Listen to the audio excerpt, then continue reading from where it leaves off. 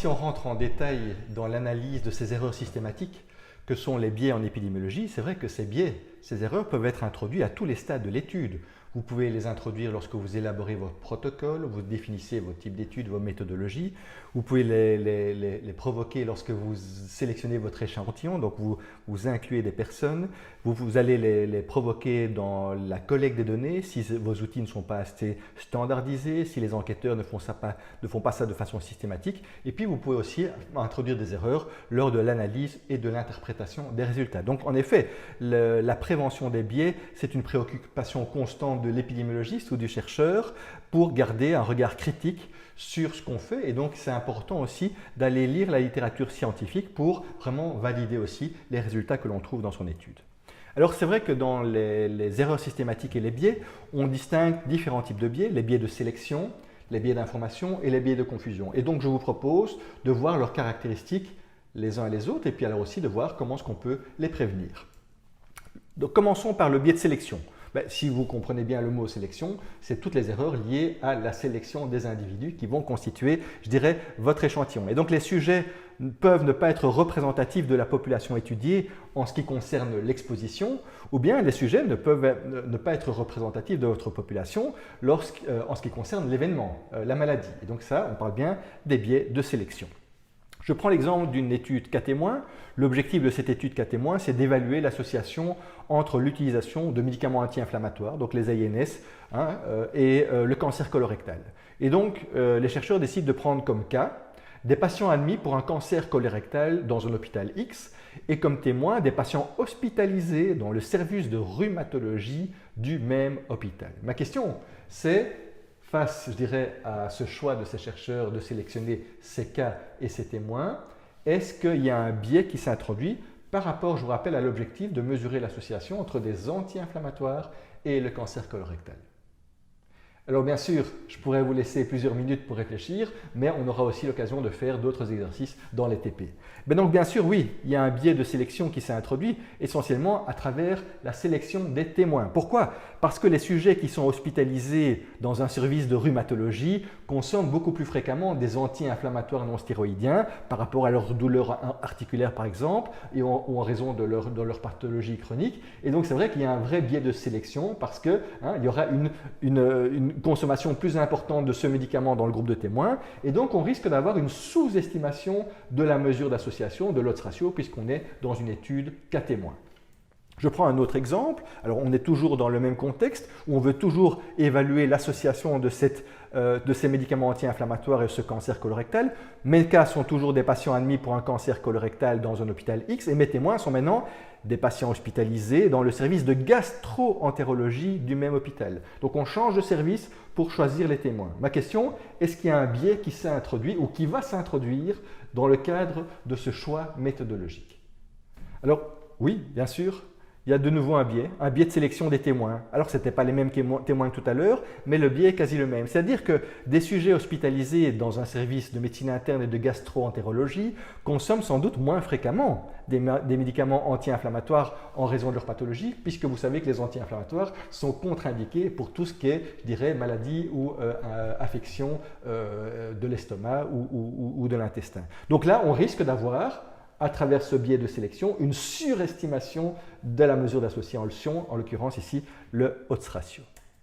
Donc je prends toujours, pour vous faire comprendre ces biais de sélection, un autre exemple. L'objectif ici de cette étude cas témoin est d'évaluer l'association entre l'alcoolisme et le traumatisme chez les automobilistes. Et donc fatalement, on doit bien faire une étude cas témoin, on ne sait pas faire une cohorte de ça. Donc je prends comme cas des conducteurs blessés suite à un accident de la route et comme témoin des conducteurs impliqués dans les accidents de la route mais qui n'ont entraîné aucune blessure. Et donc je fais ma table de contingence 2x2. Donc ma maladie c'est bien l'accident de la route, la blessure, blessure plus, blessure moins, et le facteur de risque étudié c'est l'alcool au volant, donc alcool plus, alcool moins. Et donc lorsque je mets en relation les gens qui ont fait ces accidents versus les accidents qui n'ont pas entraîné de blessure, vous calculez votre ratio et le odds ratio est de 1,5. Donc les personnes qui n'ont pas consommé, les personnes qui ont eu un accident mais sans blessure ont, je dirais, eu un risque plus faible d'avoir, je dirais, consommé de l'alcool auparavant. Ou plutôt, je reprends, les personnes qui ont eu un accident avec blessure ont un risque d'avoir consommé de l'alcool de 1,5 supérieur à ceux qui n'ont pas eu d'accident ou de blessure grave. Donc on voit que, je dirais, la personne qui a eu un accident grave a eu un risque de 50% supérieur, je dirais, à avoir consommé antérieurement de l'alcool par rapport aux autres. Maintenant, je veux évaluer toujours cette association entre l'alcoolisme et ces accidents de la route. Et donc, les cas sont toujours des conducteurs blessés ou décédés suite à un accident de la route. Et maintenant, mes témoins, regardez, ce sont des conducteurs impliqués dans des accidents de la route n'ayant pas entraîné de blessure. Donc, ce sont tout à fait les mêmes. Si ce n'est donc ici, qu'est-ce que j'ai changé? J'ai changé la catégorie des cas. J'ai pris à la fois les blessés et les décédés. Donc, c'est vraiment l'ensemble des accidents graves. Les témoins restent toujours les mêmes. Et regardez comment, je dirais, se profile ma table de contingence. Et si je calcule maintenant le odds ratio, mon odds ratio est de 2,7. Donc, les personnes qui ont eu un accident grave ou un accident qui a entraîné le décès ont un risque de 2,7 supérieur d'avoir consommé de l'alcool auparavant par rapport à celles et ceux qui ont eu un accident mais sans blessure grave. Et donc, on voit qu'en fonction, je dirais, des catégories, des niveaux de catégorie, des niveaux de risque, eh bien, fatalement, je dirais, votre odds ratio va varier et donc, ce n'est pas vraiment un biais de sélection, mais il faut savoir justifier systématiquement quelle est la catégorie de référence, en l'occurrence ici des personnes qui ne consomment pas d'alcool ou qui ne sont pas blessées, versus quelles sont les catégories à risque. Et donc le biais de sélection, c'est de comparer des groupes qui ne sont pas comparables. Donc c'est-à-dire que votre échantillon n'est pas représentatif de la population à laquelle on veut inférer ces résultats, et donc c'est toutes les erreurs que vous allez introduire donc, lors de la sélection des individus. Et donc, si on prend un peu les livres d'épidémiologie, qu'est-ce qu'on a comme exemple? On parle de biais d'échantillonnage, on parle de population couverte incomplète, c'est-à-dire qu'on a un échantillon avec des non-répondants, on a un échantillon avec des gens qui disparaissent, donc la perte sélective, on a des biais liés à l'admission sélective de sujets dans un hôpital ou dans une collectivité, on a des biais de migration sélective ou des gens qui vont, je dirais, changer ou ne pas vouloir être suivis, on a des biais de survie sélective, etc., etc. Donc les biais de sélection qui ne sont pas propres aux études cas témoins, hein, qu'on va aussi beaucoup trouver dans les études de cohorte, éventuellement aussi dans les études transversales, hein, peuvent avoir, je dirais, différentes formes liées, je dirais, à l'erreur que vous introduisez. Un exemple de biais de sélection, c'est le biais d'admission, qu'on appelle aussi le biais de Bergson. C'est un biais qui peut être présent dans les études que vous menez à partir d'une population hospitalière. Donc vous imaginez une population hospitalière, vous prenez un échantillon de cette population, et donc ce biais résulte de la probabilité différente d'être admis à l'hôpital parmi les différents groupes étudiés. Alors je prends un exemple pour que vous compreniez ce biais de Bergson. Donc c'est une enquête cas témoins dans un hôpital. Les patients avec 2 problèmes de santé ou un problème et un facteur de risque sont plus fréquemment hospitalisés que ceux qui présentent un seul problème. Et donc il y a un lien entre ces 2 problèmes plus facilement établis qu'au sein de la population générale. Ça veut dire quoi? C'est que si vous recrutez une population hospitalière, le risque de maladie et le risque de facteur de risque est plus important par définition que dans la population générale, puisque ces gens sont là aussi pour leur prise en charge de ces facteurs de risque ou de ces maladies. Et donc fatalement, ce biais lié au recrutement hospitalier va faire en sorte que vos résultats sont très peu transférables à une population générale qui n'a pas toutes ces caractéristiques. Autre biais de sélection, c'est le biais de non-réponse ou de refus de participation qu'on va trouver surtout dans les études prospectives de type cohorte longitudinale. Et donc les non-répondants peuvent aussi avoir des caractéristiques en termes d'exposition, en termes d'événements qui diffèrent de ceux qui répondent. Donc posez-vous la question, si une partie des gens ne veulent pas participer à votre étude, pourquoi ? Quelle est la raison? Est-ce que ces personnes ont des caractéristiques particulières? Est-ce qu'elles sont soumises à des facteurs de risque particuliers? Est-ce qu'ils ont des caractéristiques socio-économiques particulières? Parce que si vous imaginez qu'elles ont ces mêmes caractéristiques et qu'elles sont exclues de votre échantillon parce qu'ils refusent d'y participer, c'est un vrai biais de sélection. Et ce biais est présent donc dans toutes les recherches épidémiologiques. Et donc il faut évaluer l'effet de ces non-répondants par rapport à vos résultats. Donc il faut absolument tout faire d'abord pour obtenir leur réponse. Généralement, on cherche un taux de réponse de 70%, ça c'est parfait. Et puis, si les personnes ne veulent pas répondre, essayez quand même d'avoir des caractéristiques sur ces non-répondants, au moins en termes d'âge, de distribution de sexe, de distribution au niveau socio-économique, pour savoir s'il y a une caractéristique commune qui potentiellement peut vous échapper dans votre échantillon. Voilà, donc exemple de biais de sélection, donc des sélections des témoins dans les études cas témoins, ça pose problème, on l'a vu dans des exemples.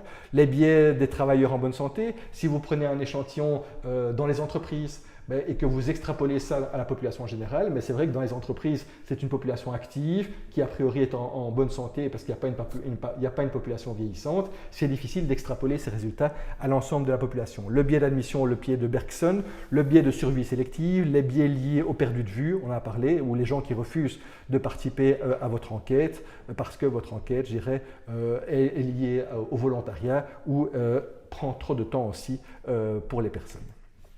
Dans les biais de sélection, donc on les trouve surtout dans les études cas témoins. Le problème, on l'a compris, c'est à la fois la sélection des témoins, mais vous pouvez avoir un biais de sélection dans la sélection des malades, des cas.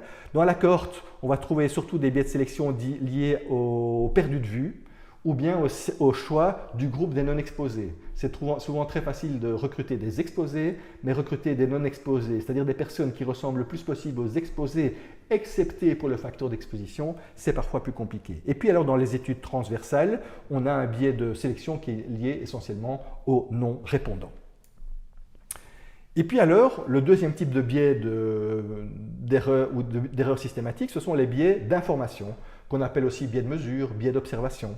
Et donc, regardez, on trouve dans les livres qu'on appelle ça des biais d'interview, des biais liés aux techniques de mesure, de la collecte des données qui est défaillant, aux biais liés aux questions erronées des enquêteurs, aux biais liés à la perte de mémoire sélective sur un événement antérieur, aux biais liés à l'excès de zèle des enquêteurs qui veulent absolument avoir la bonne réponse et donc qui vont influencer l'enquêté, etc., etc.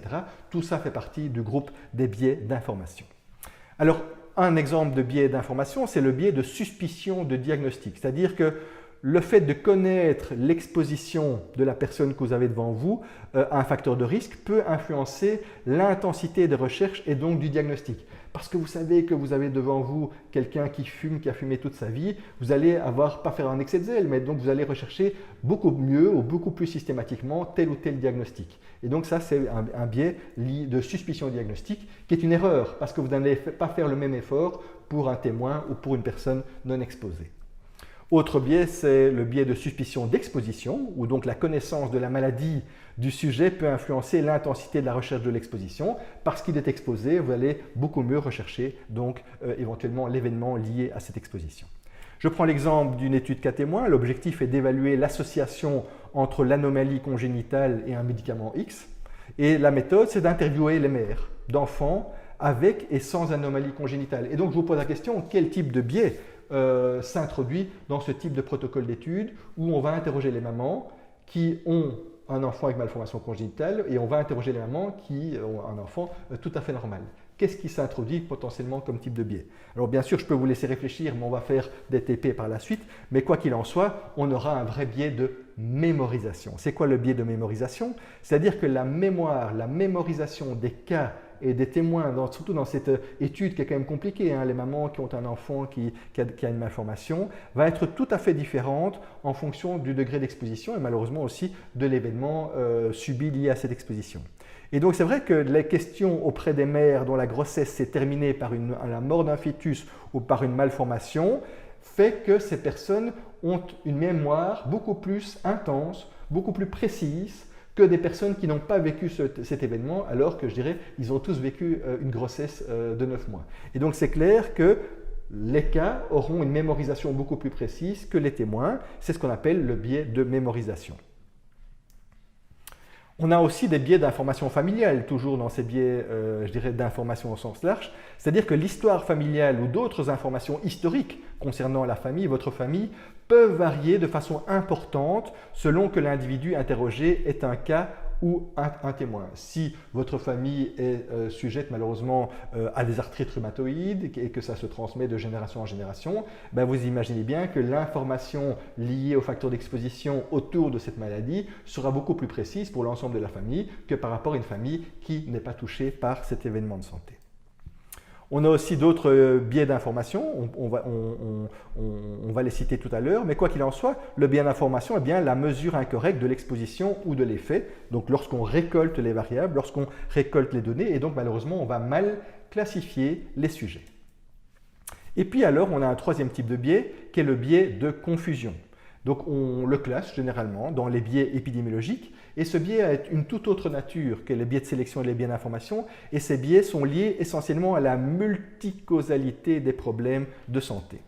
Et donc on ne peut corriger un biais a priori une fois qu'il existe, excepté pour le biais de confusion. Mais le biais de confusion, on va le voir dans un module séparé un peu plus tard. Mais quoi qu'il en soit, le biais d'information, le biais de sélection, une fois qu'il est introduit dans votre recherche et qu'il altère vos résultats, vous ne pouvez pas retourner en arrière. Et donc, on peut simplement tenter d'en mesurer l'importance et la direction et dire « Ah, à cause du biais, voilà sans doute qu'on surestime ou qu'on sous-estime nos estimateurs et donc nos résultats. » Et puis alors, on a aussi des erreurs de classification, et tout ça entraîne des erreurs de classification. On distingue deux types d'erreurs de classification, les erreurs différentielles et non différentielles. L'erreur différentielle affecte de façon différente les groupes à comparer, et donc fatalement, ça entraîne une surestimation ou une sous-estimation de la mesure d'effet. L'erreur de classification non différentielle affecte en fait de la même manière les deux groupes à comparer, et donc là, on sous-estime le plus souvent la mesure d'effet. Et donc, on doit toujours comprendre, lorsqu'il y a des erreurs, est-ce que c'est une erreur, je dirais, différentielle ou non différentielle, qui affecte de la même manière les deux groupes ou qui affecte de façon différente les deux groupes. Et puis alors, on va donc prévenir les biais. Donc, mettre en place des stratégies de prévention des biais ici de sélection. Comment est-ce qu'on prévient un biais de sélection? Donc, on va appliquer des bonnes techniques d'échantillonnage. Ça, c'est très important. On va travailler avec des groupes qui sont, je dirais, qui ont les meilleures qualités en termes de cas, de témoins. Dans les études longitudinales, les études de cohorte, on va bien sélectionner les exposés, on va bien sélectionner les non exposés et on va favoriser l'adhérence de tous tout au long du processus et du suivi. Et donc, on va fidéliser un maximum les participants, essentiellement dans les études prospectives. Toujours dans la prévention des biais, mais maintenant les biais d'observation, donc ceux liés à la récolte de données, les variables. On va travailler en aveugle, en double aveugle, en triple aveugle, quand le plan d'étude le permet. On va surtout cacher l'hypothèse de travail, l'hypothèse de recherche aux travailleurs, à l'enquêteur, dans les études non expérimentales. On va recueillir de l'information qui n'a rien à voir avec, je dirais, l'objectif de l'étude. Et donc, vous allez introduire dans votre questionnaire des variables qui n'ont strictement rien à voir pour essayer de noyer le poisson et de ne pas influencer ni le répondant ni l'enquêteur. Et donc, on va aussi cacher l'appartenance au groupe pour qu'un enquêteur ne sache pas qui est exposé, qui est non exposé, qui est malade, qui est non malade, et que ça n'influence pas, je dirais, la qualité de sa récolte de données. On va aussi cacher cette identité aux personnes qui encodent vos résultats et qui constituent votre base de données, parce que ça peut aussi malheureusement influencer l'encodage des données. Bien sûr, il y a encore d'autres manières de prévenir les biais. Et quoi qu'il en soit, dans toute recherche, dans votre protocole de recherche, vous allez systématiquement expliquer comment vous allez prévenir ces biais de sélection et ces biais d'information. Et puis alors, il y a la confusion, qui est le seul biais en fait qu'on peut vraiment prévenir. Les deux autres, une fois qu'ils sont installés, malheureusement, on ne sait pas revenir en arrière. Tandis que le biais de confusion, en fait, on peut le prévenir lors de la préparation de l'étude par la randomisation, le tirage aléatoire de l'échantillon, par la restriction, c'est-à-dire que vous allez empêcher à certaines caractéristiques de personnes d'entrer dans votre échantillon, ou bien l'appariement qu'on voit dans les cours de biostatistique, c'est simplement de fusionner un cas, un témoin qui ont les mêmes caractéristiques. Un homme, de tel âge, telle caractéristique sociale, telle caractéristique sociale. Donc ces deux personnes se ressemblent en miroir, excepté pour la maladie, un est malade et l'autre n'est pas malade. Et puis alors, on peut prévenir le biais de confusion lors de l'analyse, et c'est pour ça qu'on dit que le biais de confusion est le seul qu'on peut prévenir a posteriori, parce que si vous avez des informations sur la confusion, vous pouvez alors le prévenir par l'analyse stratifiée ou l'analyse multivariée. Alors dans le cadre de ce cours de base en épidémiologie, on verra tout à l'heure, ou dans un module suivant, l'analyse stratifiée. Voilà, je termine ce petit module par un exercice et puis je ne vous donnerai pas la réponse, je vous laisse y répondre et puis bien sûr on verra ça aussi d'autres exercices dans les TP. Donc pour vérifier l'hypothèse que les lignes à haute tension ont un effet cancérigène, on suit pendant 20 ans tous les enfants nés au cours de la première semaine de mars 1980 dans deux régions similaires sur le plan socio-économique, mais dont l'une est parcourue par plusieurs lignes à haute tension tandis que l'autre en est exempte. Les enfants sont revus tous les 5 ans et tous les cas de cancer sont enregistrés. Alors l'idée ici n'est pas de vous donner les résultats de la recherche, mais de vous poser les questions suivantes. De quel type d'études s'agit-il? Et surtout, à quel problème les chercheurs seront-ils confrontés?